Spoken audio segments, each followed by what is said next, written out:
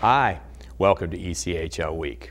Got a really good show lined up for you today, including a featured game with a budding Southern rivalry. We're going to have a chat with a coach who got his job less than a month before the season started. And it's not unusual to have snow during a hockey game if it's outside, but if it's inside, that's a little different. But we're going to see a game today where it did snow inside during the game. But first, the top story. The starting lineup has been announced for the ECHL All-Star team for this year's game to be held in Loveland, Colorado. 3 players from Western Conference teams and 3 players from Eastern Conference squads will take to the ice on the 22nd of January for the All-Star Skills Competition, followed by the next day when they play the All-Star game against the Colorado Eagles. Up front, Justin Dowling of Idaho was tied for the second in the league with 42 points when he was named to the team. The native of Cochrane, Alberta, is in his first year with the Steelheads after splitting time last season between the Utah Grizzlies and Abbotsford of the American Hockey League. The 22-year-old center played his junior hockey with the Swift Current Broncos.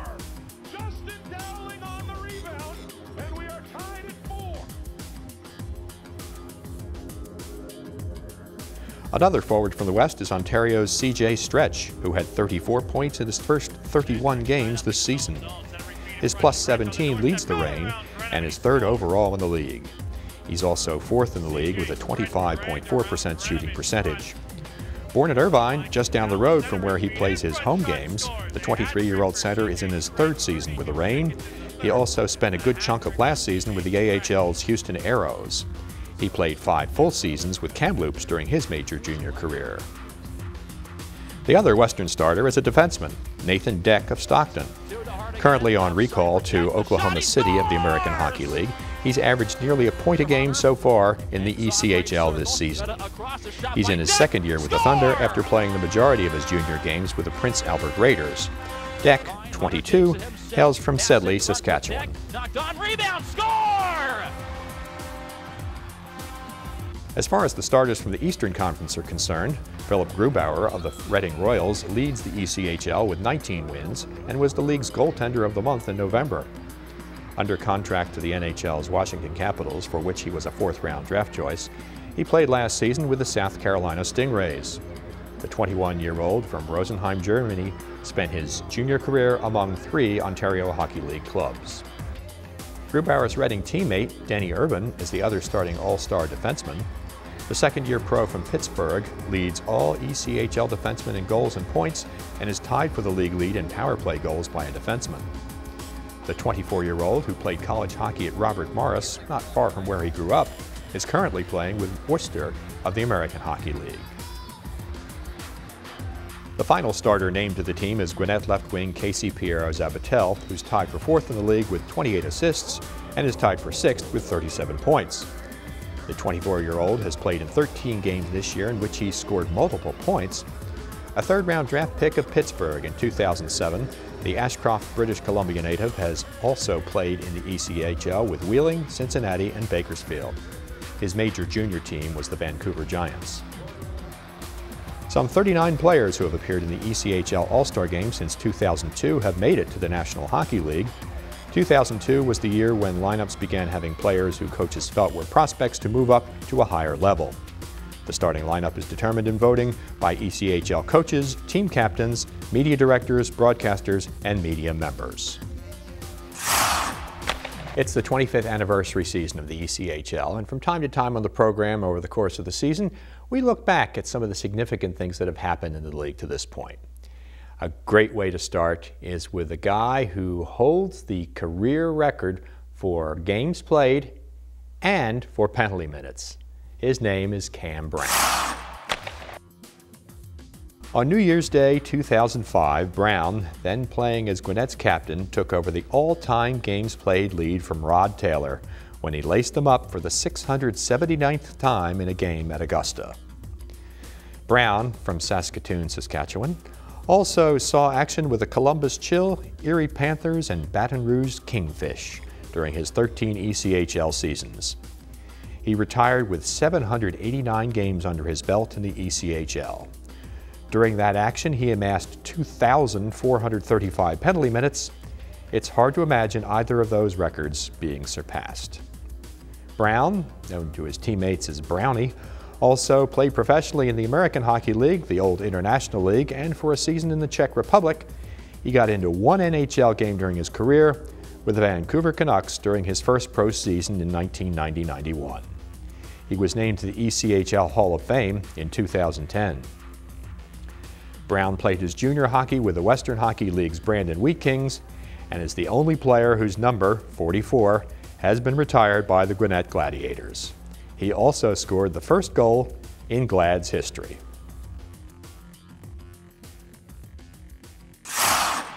So we move from a past Gwinnett captain to a current one.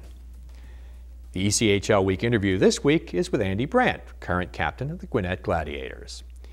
He spent all but 1 year of his career so far with Gwinnett, and in fact started with the team the year after Brown retired.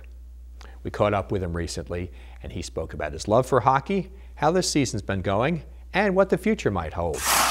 Growing up, you always dreamed of being in the NHL. You know, before the NHL, you dream of being a Badger. That's part of being a kid in Wisconsin. You watch games on TV. You go watch games down at what would be the old Dane County Coliseum, and now they have the Kohl Center there, which is a beautiful facility there. But you know, you never really expect to play hockey as a career. You hope for it and you dream for it. You know, we're lucky enough to be able to live it. You know, whether it's in the East Coast or the American League or the NHL, we're still lucky enough to play hockey every day, and you know, we're thankful for that. Is that really noticeable from a player standpoint about the level of talent, the level of play in competition in the league this year? I think so. This year, especially with the lockout, but even before this year, starting in the league 6 years ago, the league's progressed every single year. I think that has a lot to do with the major junior kids coming out. I think it has a lot to do with the college kids. I also think it has a lot to do with the fact that the game went younger. You know, there's a lot of younger guys in the NHL. Across the board, it's a younger league, which builds competitiveness. You know, the older guys got to be competitive to stay, and the younger guys are pushing the older guys to get better. So across the board, I think even before this year, the league has progressed every single year. How about being a captain of a team? I think it's about teaching the younger guys how to be a professional. You know, especially the college kids. They come from anywhere from a 40 to 50 game season. You know, playing only on the weekends. Here you're playing, you know, every single week, during the week, on the weekends. There's a lot of travel involved. It's a different schedule. Major junior kids get a taste of it a little bit when they play their junior teams and their schedule.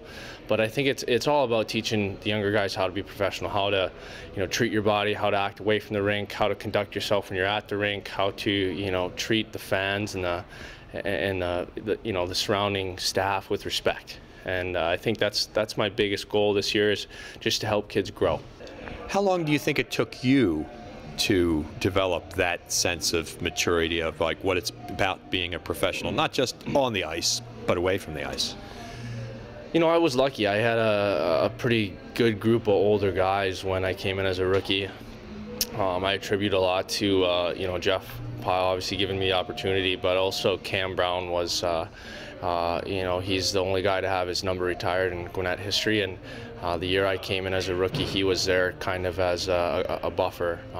You know, and as assistant coach, he was in and out, and he was the guy that I looked to a lot just to kind of lean on, and he gave me some good advice here and there, and I think those kind of guys are important. You need those guys around just for the kids to ask questions to. You know, sometimes it's hard to go talk to the coach. Sometimes it's hard to, you know, maybe talk to an older guy. You might be intimidated intimidated by. But if you got someone that you can lean on, it makes it a lot easier. But at the same time, it takes a couple years for you to find yourself. This is a developmental league for a reason, and as long as we continue to help these players grow, I hope they can reach their dream of playing in the NHL. And what are you looking forward to the rest of the season? I'm just looking forward to the camaraderie with the guys. For me, being an older guy, I'm just kind of soaking it all in and making sure that I really enjoy the last couple years or last year, whatever it may be in my career. Building friendships. The funny thing is I'm 29 years old and I'm still learning about the game from Robo and Hemmer, and I don't know if there's a lot of guys out there that can say that. So we're fortunate enough in Gwinnett to have that coaching staff, a younger coaching staff that you can relate to, that you can talk to, that you can learn from. And so for me, going down the stretch, I'm just going to soak it all in and just ride the wave as long as I can. Still to come, a Sunshine State showdown, a snowstorm during a game, plus the rest of the 2013 ECHL All-Star team. ECHL Week continues. From opening night until the Kelly Cup is raised, watch every game of the 2012-13 ECHL season exclusively on AmericaOneSports.com. Catch the action live or on demand. Games available on your PC, Mac, or mobile device. The biggest goals, hardest hits, and spectacular saves all season long can be found only at AmericaOneSports.com, the official broadband broadcaster to the ECHL. The Colorado Eagles and the City of Loveland are proud to play host to the 2013 ECHL All-Star Game, presented by University of Colorado Health on Wednesday, January 23rd. Come see the league's biggest stars take on the Colorado Eagles at the Budweiser Event Center in beautiful Loveland, Colorado. For information on tickets to all CCM All-Star Week festivities, as well as lodging and everything you love in Loveland, visit ECHLAllStarClassic.com.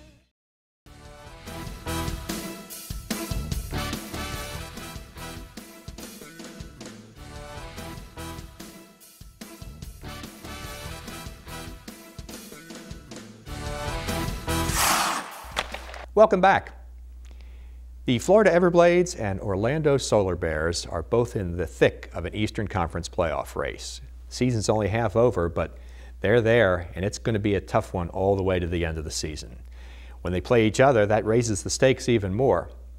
So here's the latest installment. It's our featured game of the week. Bob Mills takes us through it.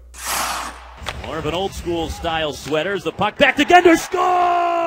Dan Gender off the draw, and the Solar Bears lead 1-0.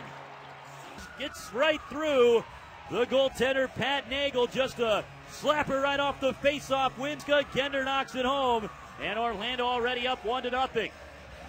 That one skipped off the leg pads of Derek Martin. Long shot from the blue line, save made. Toivonen, backhander score. Everblades getting to their own rebound a few times. This one will be off the stick of David Rutherford. Puck will be punched loose along the wall, picked off by Reeves. He'll take his time coming up the ice. Reeves a pass up toward the left wing. Over the blue line now. Severn drops it back off to Reeves, makes a man miss. Score! Ryan Reeves, shorthanded. And Reeves able to just get it over the shoulder of the goaltender Pat Nagel. From a top angle, Reeves goes to the top shelf. Now Gender, good move on the right side, makes Ellington miss. Gender in front, score! Dan Gender, his second of the period, and the Solar Bears lead now 3-1. Great effort by Gender on that play, and the puck will be dropped. Rebound, trying to clear was Wilson. It's back to Stewart, long blast, tipped glove save by Toivonen off the redirect in front. Hannu Toivonen, though, flashes the glove out like it hit A.J. Jenks, who's having problems getting back to his bench. Meanwhile, a shorthanded break. Here's Severn up the right side. Score! C.J. Severn, another shorthanded goal for Orlando. Shorthanded for the Solar Bears, leading now 4-1. Still a minute and 35 seconds of power play time. Ellington over the blue line, still with it. Pass through the center of the zone. Trying to make a quick move was Beck. A nice play by Levins to tie up the stick, but then the Everblades able to put the puck in the back of the net. Rutherford from a nearly impossible angle somehow found a gap in the pads of Hannu Toivonen. Neal sends it around behind the net, sweeps free up the right side, pass back to the blue line. Derek Martin winds, save made by Muse, rebound collected by Ellington. Now in behind the net, wraparound, score! Tansky on the wraparound. Orlando strikes. It's now 5-2 Solar Bears. From O'Byrne got between his skates, and now out of the box we got a fight going on. Crothers dropping the gloves with Hutchings. Crothers lands a couple right hands. Hutchings trying to come back, has the jersey over his head. Still in there now, sends him down toward the ice, looking to get the right hand free, and he takes him down. Ryan Crothers still with the jersey over the head of Hutchings. Nearly got the shoulder pads off as well, and Crothers pumps up the crowd as he stands in the penalty box now. He pushed it back to center. Solar Bears recover in their own zone. Burnett to Siska. Now it's Gender into the zone. Snaps a shot. Score! Gender! And the Solar Bears now up 6-2. The hat trick bid by Dan Gender here on the Amway Center ice. Second hat trick in Solar Bears history. They both come at home. First one by Nick Peterson. Rolled along the wall towards Gender. Back up to the blue line now. It's Matt Siska to Gender. Top of the left circle. Here's Gender through the slot. Score! Gender, 4 goals. Gender absolutely on fire.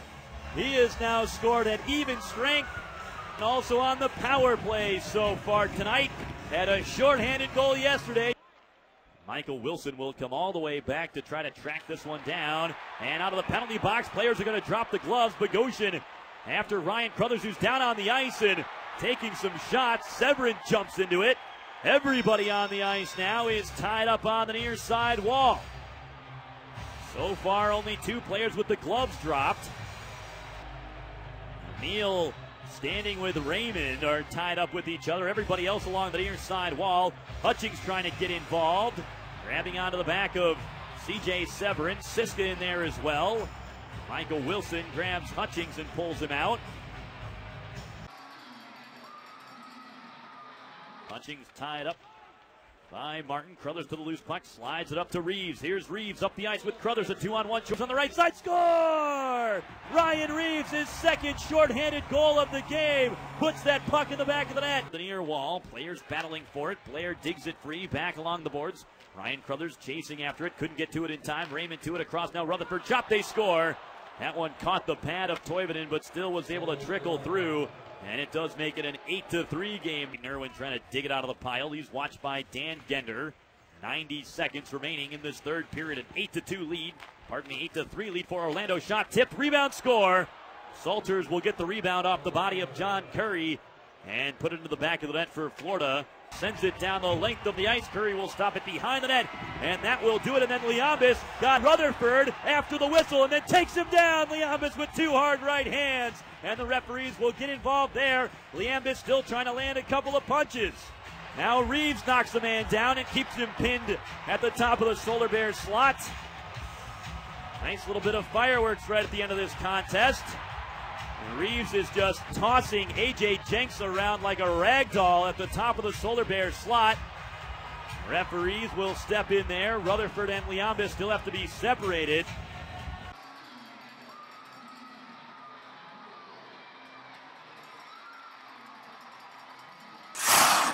Coming up, we talk with a coach who got a late start on the season, but his team has still fared well. And we'll take a look at the rest of this season's All-Star team. Those stories and more are straight ahead on ECHL Week. In celebration of its 25th anniversary, the ECHL, North America's premier AA hockey league, held a contest to find the league's #1 fan. Judging was based on videos submitted by fans through each member team. Here's one of those videos. It's the Stanley Cup playoffs. I'm growing my beard out. Stanley Cup playoffs. I'm growing a beard. Flyers keep winning. I keep growing it out. The people at my work are asking what it's all about. I just think that I've been listening to a lot of Kenny Rogers lately. Would you believe that it's easier than trying to explain that? I just want to believe.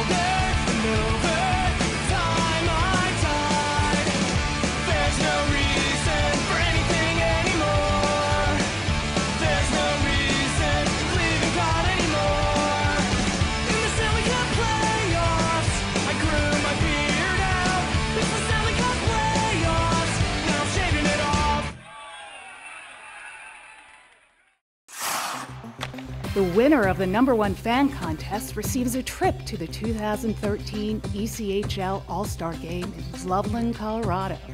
Voting for the 25th anniversary contest is complete. The winning entry will be shown later in the program.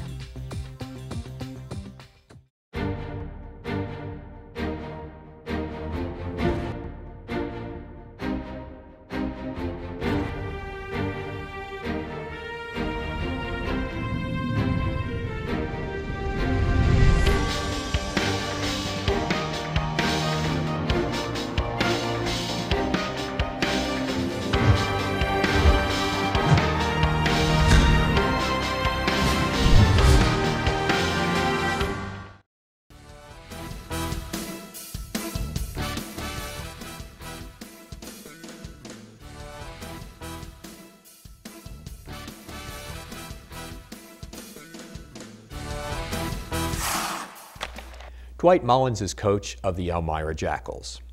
What puts him in an unusual circumstance is that he only took that job about 3 weeks before the season started. That's not an easy thing to do with so little time to prepare for a whole season. I spoke with him recently and we talked about a lot of things, including how this season has gone with so little preparation time. Yeah, it was kind of a whirlwind couple weeks there, but you know, we have a really good returning core of veteran guys that you know, really helped kind of solidify things early, and you know, we had a really good training camp, got off to a really good start. You know, we had some ups and downs on an extended long road trip there, but you know, as of late we've been playing really good hockey, and we're just trying to hang with the pack right now. You spent the last few years in the CHL, the Central Hockey League, and have made that transition to the ECHL this season. Is there anything that surprised you about changing leagues at this point? You know, I think that there's a lot of comparisons. You know, when it comes to coaching, your challenges are pretty much the same regardless of league to league, and you know, you're just trying to get players to a lot of times do things they don't really like to do naturally. So, you know, those challenges are all the same. But you know, the one thing that stands out, it's a very, very competitive league. Like I said, I mean, it's a challenge every night. You have to be prepared to have a game plan and be prepared to play, and you know, it's been really good growth for myself as a coach, and also real challenging for our players. I would have to say our coach is definitely a player's coach. He comes in the locker room with a smile on every day, whether we got swept the weekend or we swept the other teams that weekend. And it's a great attitude to have around. He's always in, talking, sitting down and talking with us, and he makes us feel very comfortable to go talk to him if we need to. If you had a little more time, would you have done things any differently? You know, that's a great question. I really don't feel like that. You know, Pat Bingham, who made the decision not to return late in the summer, had really done a great job putting a lot of very good things in place, and it started with our players and our core group of guys. And you know, again, it was one of the nice things about walking in at that time, to have that already in place and to have that solidified really helped us get out of the gate well. The changing as the season goes along, you know, you got off to a pretty good start, then you ran into that kind of a funk on that long road trip, and now things have kind of evened out again. Never is the season just all good or all bad. It goes back and forth. Right. Is that what you kind of think that way? Well, you're going to have ebbs and flows. There's no doubt about it. 72 games, and then again, as competitive as things are, you're going to, you know, run into those challenges. And I think that at the end of the day, you have to really evaluate whether or not you have the right personnel when it really gets down to it. We feel that we do. We're not a big change. I'm not a big change person. I really believe in trying to make progress with some of the group that you have. I mean, I think that you always look maybe to improve in some areas if it's available, but at the same time, I don't necessarily believe in change just for change. And you know, for us right now, we're kind of in a good place. Binghamton and Ottawa, talk about your relationship with them. Yeah, you know, it's been very, very supportive. Great communication. You know, it's been a relationship that I've enjoyed kind of fostering. Again, they've worked really well with us with regards to player movement and you know, and having right guys here to make sure our lineup is strong as well. You know, I think it's going to be an interesting 2 weeks here if the National Hockey League gets fired back up. So I think we're all kind of bracing ourselves for the hurricane. A look at the other All-Star team members and snow during a game in Las Vegas. Still ahead on ECHL Week.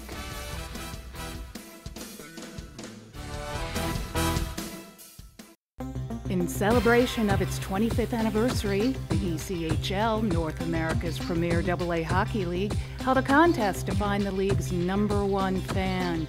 Judging was based on videos submitted by fans through each member team. Here's the winning video.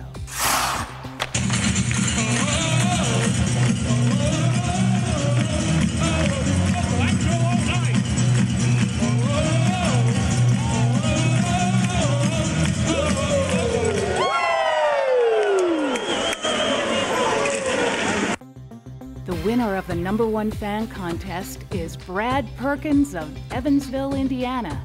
He receives a trip for two to the 2013 ECHL All-Star Week in Loveland, Colorado later this month. The ECHL thanks all those who took the time to enter and vote. The Colorado Eagles and the City of Loveland are proud to play host to the 2013 ECHL All-Star Game, presented by University of Colorado Health on Wednesday, January 23rd. Come see the league's biggest stars take on the Colorado Eagles at the Budweiser Event Center in beautiful Loveland, Colorado. For information on tickets to all CCM All-Star Week festivities, as well as lodging and everything you love in Loveland, visit ECHLAllStarClassic.com.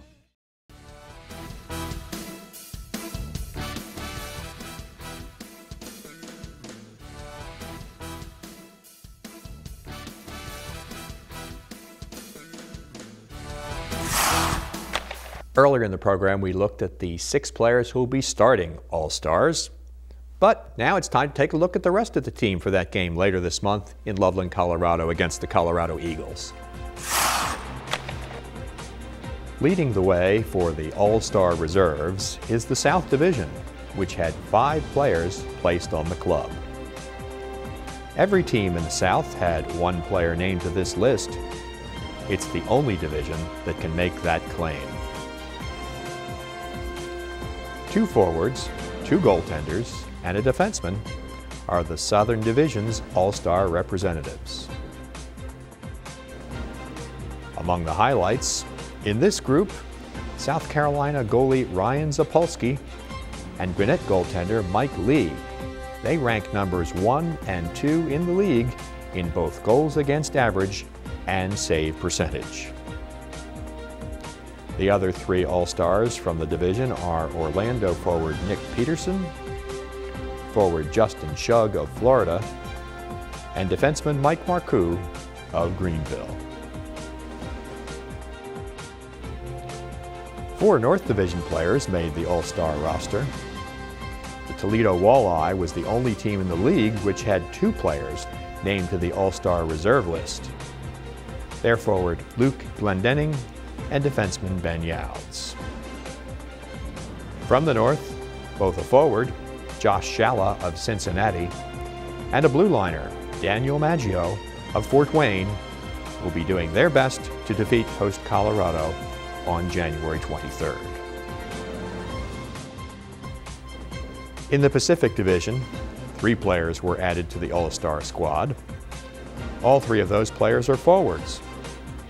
Chris Francis of Las Vegas, Tony Rahala of Stockton, and San Francisco's Dean Willett. Rounding out the reserves are 2 Atlantic Division forwards, Elmira's Dustin Gaisley and Trenton's Marcel Nobles, and the lone Pacific Division participant, defenseman William Wren of Alaska.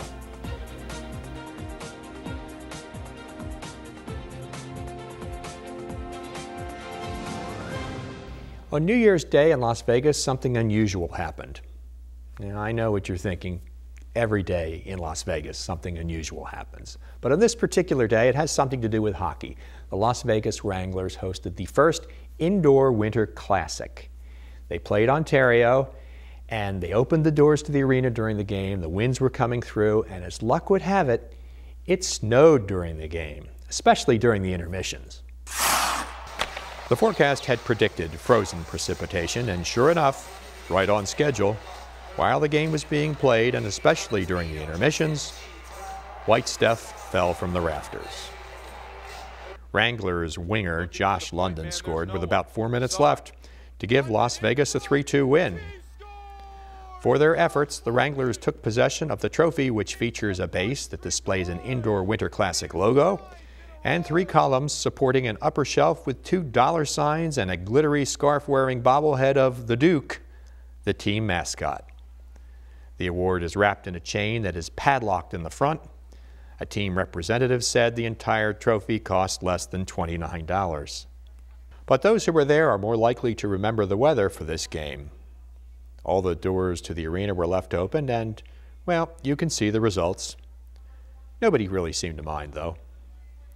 Wranglers team captain Mike Medill, MVP London, and defenseman Charlie Cook all got turns with the trophy and the honor of being members of the first team to win the Indoor Winter Classic Championship. That puts a wrap on ECHL Week for today. Thanks for joining us. And make sure to check us out next week. We'll take a look at the All-Star game again, including the coaches, and a more detailed look at the Colorado Eagles. Until then, make it a good week. Make it an ECHL week.